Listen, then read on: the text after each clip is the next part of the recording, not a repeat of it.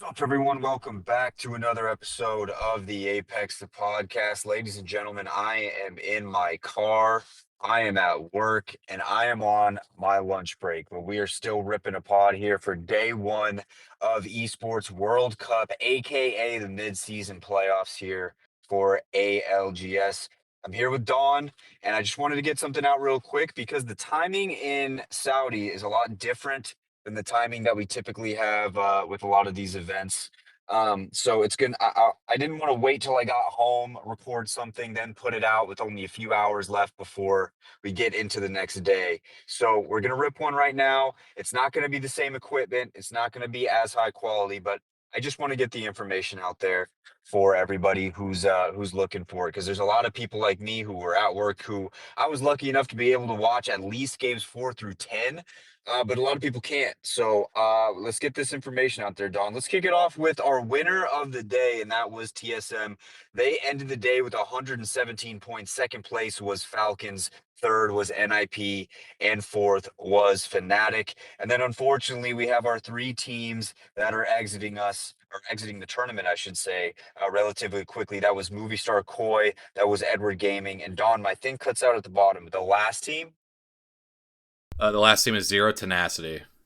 Zero Tenacity. There we go. That was the one. Those were the teams that are going home on the first day. Brutal setup for them because they flew all the way out here just to play that one day, and they don't get a chance to move on. But that is the reality of the tournament. So that is where we stand right now as we move through the first day. And I guess we'll kick it off with TSM first because kind of weird. It wasn't like they had any point where they were always kind of hovering within that top seven.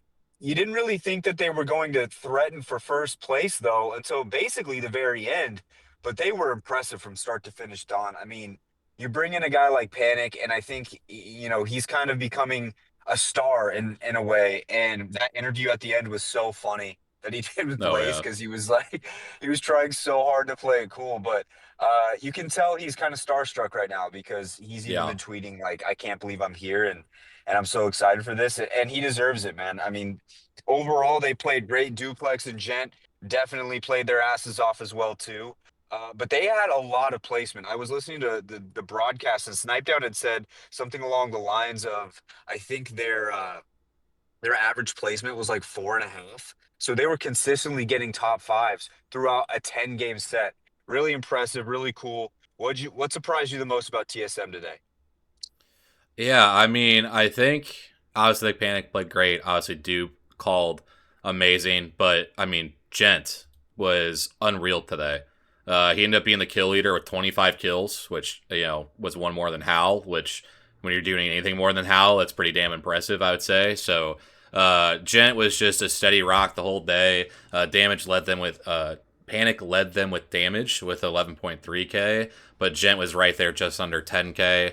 And again, with 25 kills, just absolutely insane day for Gent. Another stat for people, along with what Snipe Down said, their worst place in these 10 games was ninth. So you go Hmm. throughout all these games, 10 games. It's hard enough to do that in 6 games, right? But you go 10 games and you don't finish lower than ninth place. I think that's going to set you up to be pretty damn good. And especially when you go into these last 2 games on Broken Moon, where things are a lot more open, teams are a lot more desperate, trying to pick up the extra points to qualify into losers or miss getting or just miss getting eliminated or qualifying to finals, whatever their situation was. There was just a lot of desperation, and they did such a good job of just keeping focused, of getting a lot of things right and doing a really good job of resetting when they needed to, because that was a big thing I thought they did really well today. Was they definitely got knocked a decent amount of the time, but they reset so well today that it was just a force that I just don't think anybody really was like fully prepared for, because again, we had talked about the Falcons and the NIPs and some other teams, and TSM we knew could probably make finals but not really win it in the way that they did this set. So the only other thing Yeah, I'll I didn't see say it is like that, this. hey, the jersey curse might be broken, is all I'm going to say, because I had a TSM jersey on today and they won the day, so we might be in some better That's times for big. the pod. It might be some better times for That's the big pod. for us. So That's real big for us. So going through the top 7 teams that are already going to be making it to Final Sunday, I already said the top four, which was the TSMs, the Falcons, the NIP, and Fnatic. But the remaining few teams that are going to be there Sunday, we got Kenotrope, we got Wolves, and we've got Navi. And I think we expected the Navi, we expected the Fnatic, uh, and the top three. I mean, you could have said that, and that would have made sense. You look at Wolves and you look at Kenotrope. I don't know if we had them in that spot there, Don. Like, I don't think we had them that high when we did our tier ranking list yesterday. But they're here and they played great, man. Like, honestly, really impressed with Wolves today. Yeah, hand up. That's on me. I had them getting eliminated the first round, so that's my fault. I'll take that one. But no, they definitely played exceptional. Like I said, my biggest worry with both of these teams, I just wasn't sure their play style would convert over to LAN as well. Kinotrope definitely relies a lot on Yuka Predator for a lot of their kind of leadership and role. But Vols was insane. He had 18 kills, almost 10k damage. Again, kind of really piggybacking off of his performance during APAC North Pro League, where he finished top 5 in kills. And they did such a good job today. They took a lot of fights. They had 40 kills. Which is a very solid number. I think it was tied for 4th in the lobby. So big shout out to them. And Wolves, again, we had talked about where they weren't at the open, and there's a lot of questions about this roster, and I just wasn't sure again that they would be able to translate things over to the LAN. It wasn't like they really dominated APAC South Pro League or anything like that. But you have No Name that comes in and gets 16 kills, 12.7k damage. Again, just a very exceptional performance from a roster that I don't think a lot of people expected to qualify directly to finals. But you have to give them their flowers. They did such a good job. And it's, again, I always tell people I love to do predictions because as much as I love to get stuff right, it's almost just as fun as getting stuff wrong because you get to see cool stories you weren't expecting. So Yeah. it's always cool to see. And absolutely amazing job by both those teams to get in directly into finals, and they can get a little bit more of a relaxed LAN than maybe they're used to. So Now we move on into some other storylines here and just weird things in general. And one thing I noticed really, Don, when it came to these 10 game sets is that you cannot just win a game and coast yourself into the next round. And we found that with AGG. They win the first game and it was pretty dominant. They get 14 kills and the win to kick it off. And then after that, they just never found their footing ever again. I believe there was one game where they got kind of late deep into the game. I think they got like a 5th place. I don't have it up with me right now. I don't have like my computer or anything. But they just never got back into it, man. And the same thing with Furia. Furia has a win and they drop down to 11th. AGG back there at 9th. So it's like with these 10 game sets, you can have good placement, but this is what we were talking about yesterday on the stream. You cannot just rely on one win or getting good placement to move on into the finals for Esports World Cup. You're going to need to get some kills. And a lot of teams just couldn't find their footing after initial great starts, and that kind of happened. Now, Furia did have something weird go down. Keon had like a weird moment where they had to basically kick him out of the game. They paused the entire set for a little bit. We were hoping he was okay, which he is, thankfully. He just hadn't eaten and his body was going into like a state of shock, according to him. But they, weirdly enough, when he goes down and they restart the game, they got a bunch of kills. At that point, they were sitting tied, I think, for 18th. They were sitting in the elimination zone. And then Madness and Keon go get a bunch of KP, and I think they get 2nd place overall in that game. That ends up solidifying them and keeping them in. But Don, I mean, we saw it with a lot of different teams today. You need more than just one good placement. In Pro League, it works. Here, it's not going to. yeah, I mean, all gamers I think definitely is like the epitome of kind of like that sentiment, right? They come out, they have an amazing first game. They're riding the high of having some of their, the fans and I believe some people from the org, in the crowd, and they're feeling good. And you see Dropped, hyping up the crowd, and then you just never really heard from them for 4 or 5 games. I mean, I think if I look do the math right, games 2 through 6, they got 5 points after getting 24 in the first one. So you take yourself, from first place, and now all of a sudden you're down, in the range of 6th, 7th, 8th, and now you really have to like put back in the work. And they just never seem to find their footing again in the lobby. Like I said, that like you mentioned, I think they had like one, maybe two okay games after that. But when you get 24 points in game one, and then you get, just doing the quick math, trying to do this off the top of my head, and I'm definitely going to get the math wrong. I think it's 28. They have 28 points throughout the last 9. That's just, honestly, really for them, it probably feels inexcusable. Like Yeah. it's not something that can happen if you're going to be a team that's going to threaten to win a LAN. And, you go from game one, then they're not really being able to do what you need to do. Games 2 through 10. Again, there could be some circumstances that maybe like someone into them or there was a bad fight or whatever. But like, with Dropped and Skittle and Zap, like there's probably going to be no excuses. And they're going to be like, hey, we just have to be better. So that was And definitely a tough storyline to watch as that unfolded. And we had talked about this before, Don, too. Like we had said before that AGG has done this in the past. I remember when we were doing pro league stuff, it was like, oh, they always start with something good and then they kind of just coast through the rest of it. And I don't want to say the word coast meaning they're not trying or anything like that. It just seems like maybe a switch gets flipped and they just don't get into those same spots that they're expecting to get into. And then they have a situation like this. And I feel like this is the epitome, like this is the worst feeling you can have in that situation. Because starting off as strong as they did and ending as bad as they did, just the contrast is going to hurt. And knowing that you had the opportunity to just automatically make a finals on day one is something that you don't want to forget and you don't want to squander that. And unfortunately that is currently where they are at for this one. So AGG comes to mind, but probably the biggest storyline for struggling teams out there had to be Alcadzia. And Yeah. me and you talked a lot about them yesterday. We had hyped them up a ton. Chat was hyping them up a ton. Uh, and everybody's really excited about Alcadzia. And then what do they do?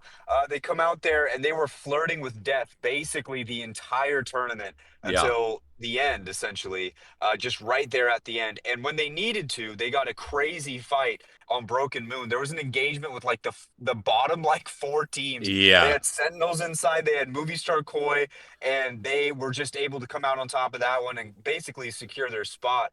But it was weird from Alcadzia all day long. They were just struggling. Yeah, I mean, like you mentioned, like we'll just touch on the moment again. I was streaming the games, and I was able to kind of see it when they went to the map. Yeah, I was like, oh shit, Alcatia, Movie Star Koi, Z10, and Sentinels are literally all having to go through the same choke. Like, how are we getting this scripted of a story to where only 2 of these teams are going to make it through, and they're literally having to fight each other to figure out what those spots are. And like you mentioned, it's just a single point here, a single point there. Sentinels able to pick up just enough points to make it through, and we'll obviously get to that. But Alcatia, I mean, I think just their experience there at the end, I think that they took that 3v3. It was a little bit longer than they probably would have hoped for because obviously Sentinels was resetting after their fight with the movie star Koi. But Sentinels, to their credit, definitely stalled it out long enough to get a little bit more of a fair 3v3.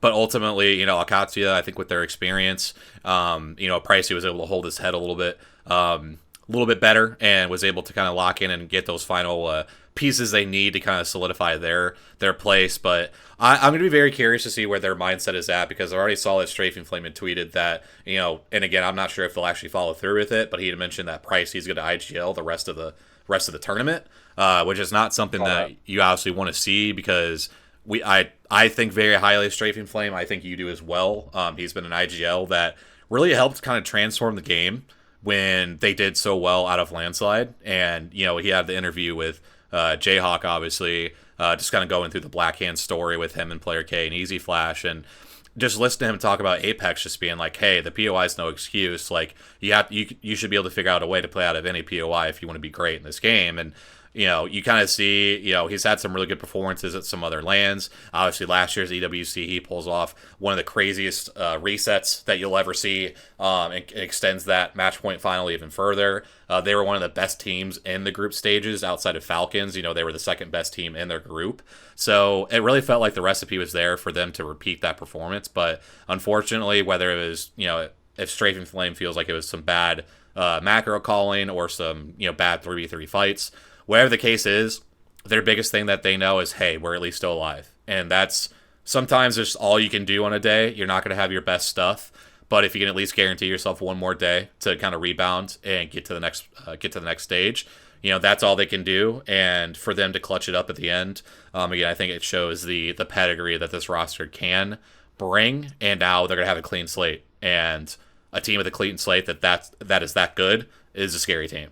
So I'll be very interested to see what version we get on Saturday. Yeah, and I feel like with Alcadzia, and I could be 100% wrong, but this feels like a situation where you got this shit scared out of you like early, and then from here you can kind of just focus on your game. And I see them still making finals.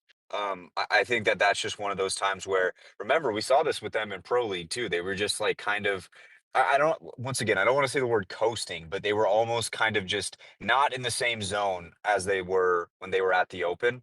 And maybe just to kick this off, maybe they didn't expect the format to affect them as much as it did, or maybe they just, this first time kind of being back together at this land, sometimes it takes a little bit to lock in here, but I think they're going to end up being okay. At the end of the day, they did what they needed to do to win it, and they went into an area with a bunch of teams staring into the precipice of death, and they came out alive. And that's what you have to look at right now if you're Alcatsi. You can't look at all the other bullshit, because if you do, it's just going to piss you off. You just got to focus on the fact that you walked into a building with three other teams that were all staring into the same chasm as you, and you came out on top of it. So that's all that matters, right? That's all that matters. That's all they got to focus on. They move on. That's all. When you're talking about your day at this point, you just say, "We moved on." That's it. That Yeah. is all that it Hey is. boys, we are somehow playing Saturday, even though we played probably the worst Apex we've had in weeks. Yeah, So yeah. you take those. You take them. One of my favorite things going into this tournament, and one of my favorite things going into game 10, after game 9, there were four teams at the bottom of the leaderboard all tied at 28 It's just points. I insane. mean, when you talk about moments where you're like, "Holy shit, this is going to get wild," and then we get that fight to follow up on top of that, absolutely insane. I am sending a bill to Sentinels, Riley, Loader, and I'm sending Riley, Loader, And Carter. and Carter. I'm sending all three of them a bill for the heart attack they gave me at work today. Literally, a customer walked up and I just straight up ignored him as I was watching the fight. I was just watching the fight, ignored him, and pretended like I was grabbing something until it was over. And then I thought it was done. I thought it was dusted. They were eliminated. And then I found out that there was still that one last team that if they, I think it was Zero Tenacity, was it not?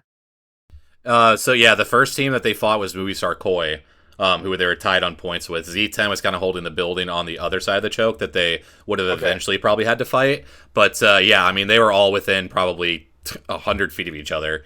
And Yeah. again, you see movie star Koi's walking up to the building, and you're like, oh shit, like it's about to get real. Like we're about to see some crazy stuff because you know QAD is just around the corner, and they're gonna want to fight to take these kills. And Sentinels, they get the first initial knock of Movie Star Koi. Movie Star Koi responds, and it turns into a 2v2. And then from there, Sentinels absolutely clutch up, which again, for a team that doesn't have a ton of LAN experience, yes, it was a very bad day. And like, I saw some tweets too of like, we're somehow still playing, which like, again, you kind of just have to chalk it up and move on.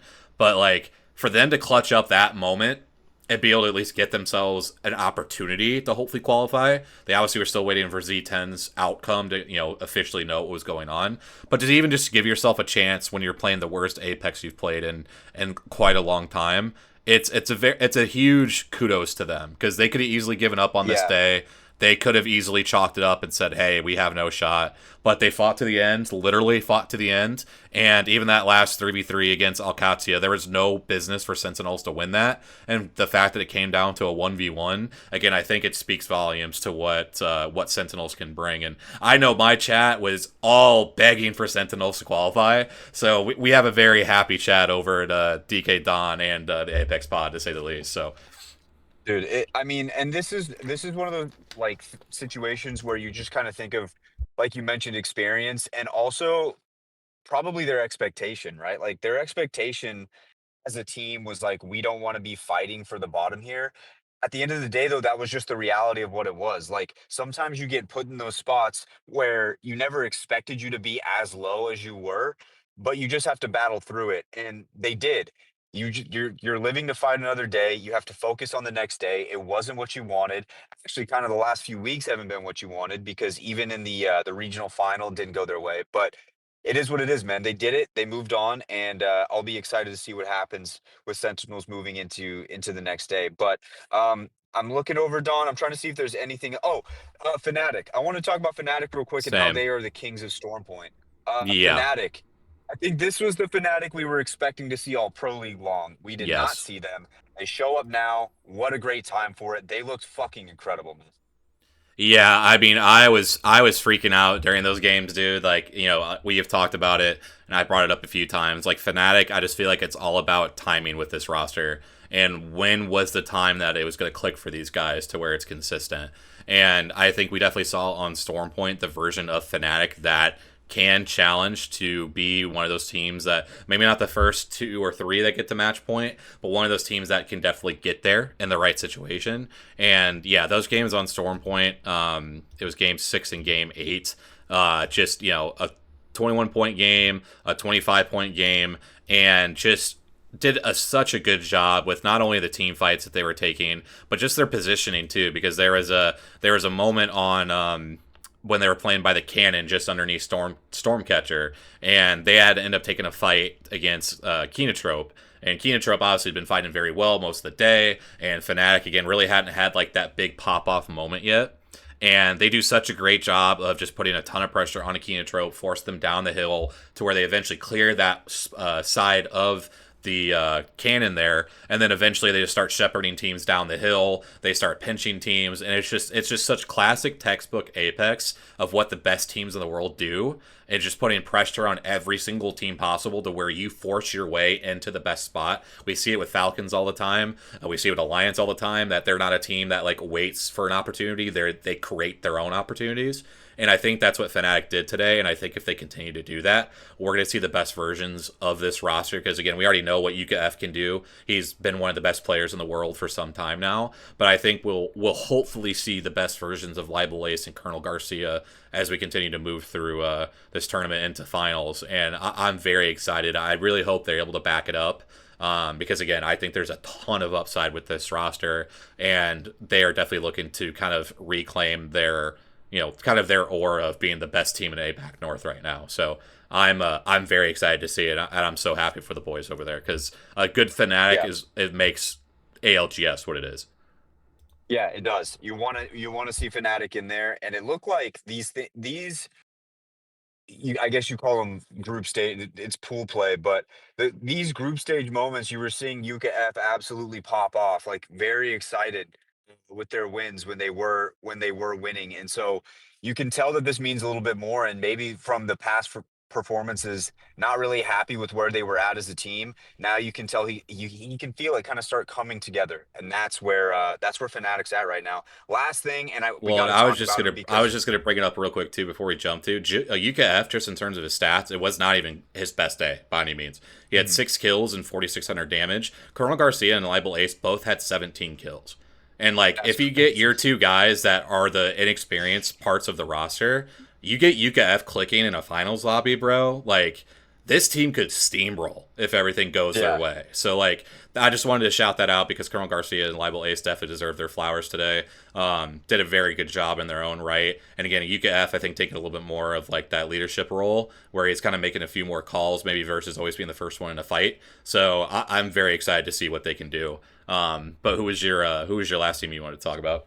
The last thing, because we never talked about them all season, and once again, we kind of just neglected them the whole time going in. It's Ninjas in Pajamas, and they had back-to-back wins. At one point, they were leading the day pretty heavily. I'm pretty sure. I don't know for sure because I missed the first four, but they were dominant, man. They were really really good. They fell off towards the end because the final points went TSM 117, Falcons 104, them 97. So they kind of did fall off at one point, but it felt like they were always in the late game. It felt like every single late game they were there doing something, at least from what I watched. I missed the first four, but when I was sitting there watching them, it was like, and I felt like they were always fighting like a TSM or something like that. Sentinels fought them, I think, 2 games in a row, but they just always seemed to be there. And I'm really happy with this roster, man. I'm really excited to see what can happen with NIP, and I'm happy too that sometimes when you look at a pro league and you go into the subsequent LAN like right afterwards, sometimes those teams that surprise you don't really perform as well as you'd like them to see in the LAN setting. This one, I was really hoping that they were going to prove people wrong of being like, okay, well, maybe people didn't talk about it because there wasn't a whole lot to talk about. No, there was, and they proved it, and making it to a final Sunday again. It's awesome to see Vayne back in a finals, man. Yeah, and kind of to your point, those first couple games, you were actually kind of on the nose that like they didn't really have like the greatest of starts. I know you didn't get a chance to see it, but like they really picked it up in that middle portion of the 10 games. They had a game 3 where they had started out on E District, where they had a 13 kill fourth place game, and then they followed up with a 12 kill win on E District, followed by another 12 kill win on E District. So like you're talking about a team that is hot on the right map at the right time. I'm gonna bring up these stats real quick just because I'm curious what their performances were like on E District beforehand. They were one of the top 10 teams coming into EWC in terms of performance on E District. So they definitely took advantage of that map. They did such a great job. Getting those couple wins. And I mean, just looking at their numbers, I mean, they just absolutely put out some kills. They got 60 kills with their 97 points. Karev leading with 21, Vayne there with 20, McLovin there with 19. I mean, if you're a coach and you talk about wanting an all-around performance from your trio, like that's the numbers you want to see. Is that everybody's getting involved, everybody's getting feeling good about themselves. The lowest damage of the team was Vayne with 8,800, and then you had Karev with 10,100. So like they were all right there together, fighting well together, and it's fun to watch a team that yes, like in their own rights, they're all individually really good players. But when you have a team that is just so well coordinated together and fights, and they fight well together, and they're able to put up numbers like this, it's a special thing to watch. And I'm again very excited. Again, McLovin has just been another fun piece that's come out of America's this pro league. Obviously, Karev is just his stardom has kind of continued to rise as time has gone on, and we've just seen the resurgence of Vayne after him taking a break. We saw what he could do with Oxygen, and now he's just basically repeating the same thing here within IP. So it's another fun storyline, and again, like we have to not have this as the last storyline. Sometime we have to start with them sometime because like I know it always we seems gotta like we're we gotta forgetting figure them, it out. but they Yeah, we'll well, figure that out for finals maybe. But yeah, it's just such a good performance. Again, it was such a fun yeah, team to and watch. I think the day overall was really fun. I've always said that my favorite tournament that I've ever watched was the first Esports World Cup.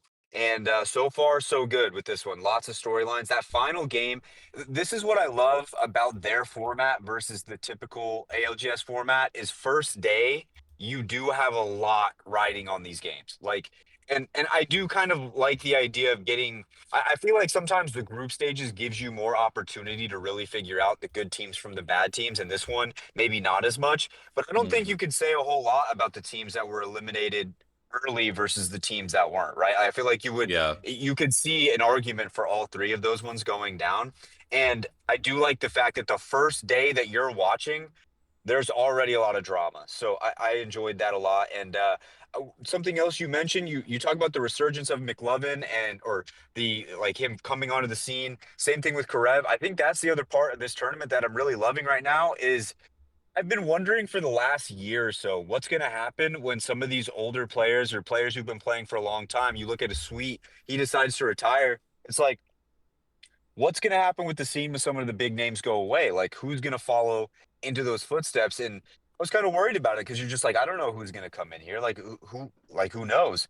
And then you look at this tournament and you see like a panic sitting atop the entire list. You've got the McLovin, you got the Krev, and then you have a bunch of other players in a bunch of other regions that are starting to break out as well. That Fnatic roster. So it's like you look at all this and you're like, okay, we have some up and coming players. We got some players who can fill those roles. We got some players who can fill those spots. And we still got a ton of personality, man. So I'm really excited, man. I cannot wait for tomorrow. I think the one other thing about this day was that a lot of the top teams soaked up a shit ton of the points. I think I saw a Yeah. stat from Genome that he said like 30% of the points went to like those top teams. I might have gotten the person wrong who said the stat. I thought Genome said it, but maybe it was somebody else.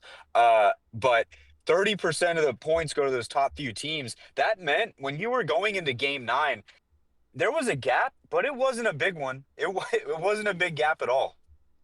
Yeah, it was again, you got to come down to like we mentioned earlier, you had four teams for two spots that were all tied on 28 points. Like you don't get that often where there's that many teams No. like tied, you know, and then on top of that you add the layer of holy shit, they're all rotating through the same choke at the same time. Like it literally felt like a script. Like I'm sitting here like freaking out on stream, just being like, dude, like what is going to happen with this? Like I have no idea who's going to come out because it's not like any of those teams were like popping off at that point, right? So it was just like who Yeah. just has better timing at one point, and Sentinels do a great job of getting to that building first, so they can kind of see Movie Star Koi coming, and again they end up winning that fight, and Alcatsia does a good job thirding it, but.